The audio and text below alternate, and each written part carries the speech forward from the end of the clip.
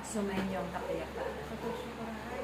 Naway sa tuwing kayo'y luluhog sa Diyos sa bawat pagtitipon.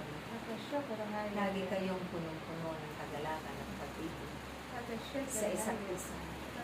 Dahil napakagandang pagmasdan ng inyong mga paggawa sa lahat ng inyong mga pagtuloy.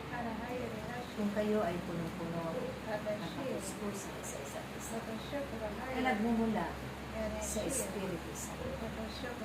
Yan ang magiging daan na kayo'y habang panahon na maglilingkod sa Diyos. Dahil kailanman hindi maiisipan ng bawat isa ang magkawalay, hindi tatalikod, magpakailanman, at gaganapin ng buong puso, buong pag-ibig ang mga tungkulin ay pinagkatiwala ng Diyos.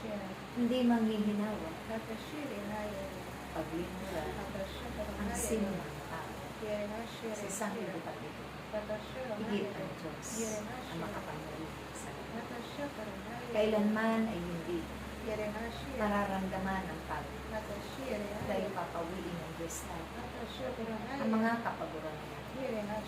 Pagkos ang inyong makakampan ay pagdaanan ng inyong mga araw-araw. Tunay na bibiyayaan kayo lahat sa inyong mga tahanan ng kanyang kasaganan, ng kapayapaan, ng pag-iibigan, ng pagkakaisa, at pagpupunuan ng bawat pagkukulang.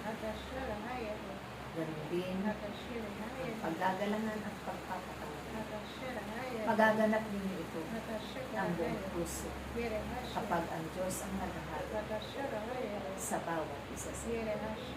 Hindi ninyo na pagtatakam pa ang ito kung bakit nasasagawa ninyo ang mga bagay na ito na bagkos isa sa puso, isa sa isip na ito lagi ang aking gaganapin ayon sa kalooban.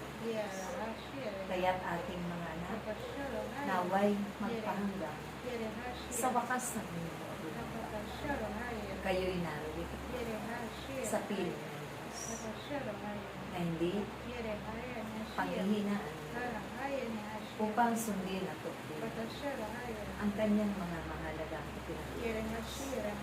Dahil sa pagkakataon na kayo man ay natutokso ng mga pagkakasal, naroon lagi ang paghingi ninyo ng kapatawaran. Naroon lagi na hindi kayo mapalagay. Higit ang inyong kalooban. Bagabag ito sa pamamagitan ng inyong konsensya. Kaya't nawa ang King, magpatuloy lamang kayo sa isa't isa na maglingkod ng buong puso, buong katapatan, buong katotohanan. Sa ngalan ng Ama, ng Anak at ng Espiritu Santo.